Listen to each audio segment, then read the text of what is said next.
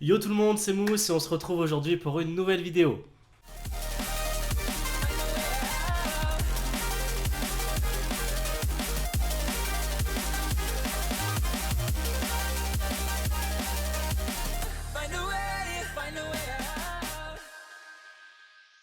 Et aujourd'hui, nouveau manga, je te présente Gamaran. Gamaran, l'histoire va se dérouler à l'époque du Japon féodal. Personnellement, je kiffe cette époque. C'est un manga où il va y avoir énormément d'arts martiaux, parce que ça va être principalement le seul sujet du manga, et aussi où on va avoir énormément d'armes traditionnelles. En gros, comme beaucoup de scénarios de manga, voire même de films, c'est quelle école d'arts martiaux va être au top niveau et va défoncer toutes les autres.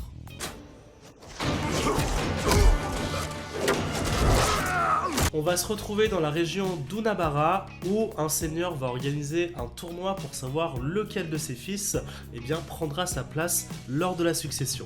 Chacun des fils du seigneur va devoir choisir une école qui le représentera lors du tournoi. Ce sera un tournoi à mort. Ah au fait, petite parenthèse que j'ai pas précisé, le seigneur en question, il a 31 fils. On va alors suivre l'histoire du 27e fils qui va recruter un gamin qui a un petit peu plus de 10 ans. Ce gamin-là, ça va être notre personnage principal, il va s'appeler Gamma et ça va être le seul élève qui va être présent dans son école. Gamma, au passage, est le fils d'un grand guerrier qui a accumulé plus de 1000 victoires. Si tu aimes les mangas avec des combats au sabre et une multitude d'armes dans tous les sens, ce manga, clairement, il est fait pour toi. Forcément, malgré que Gamma soit un gamin, sacré jeu de mots,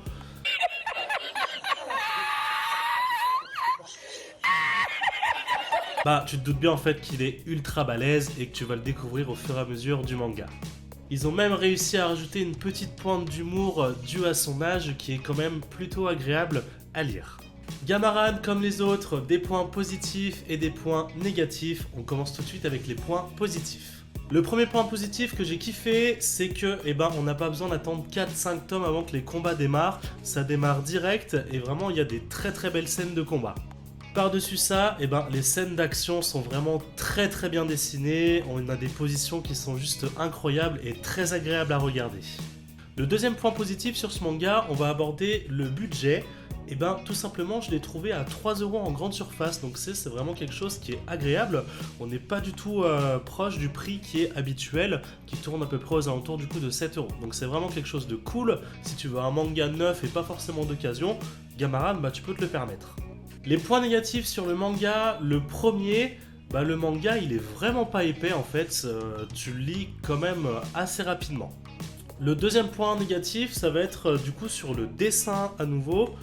Les expressions, enfin pas les expressions mais les visages, t'as l'impression en fait que c'est tous les mêmes, genre tous les persos sont issus de la même famille, et ça je trouve ça vraiment dommage parce que t'as plusieurs vignettes et t'arrives pas à te dire mince mais merde c'est quel perso, tu sais plus trop où t'en es, il y a toujours ce même trait de regard, ces mêmes traits sur le visage.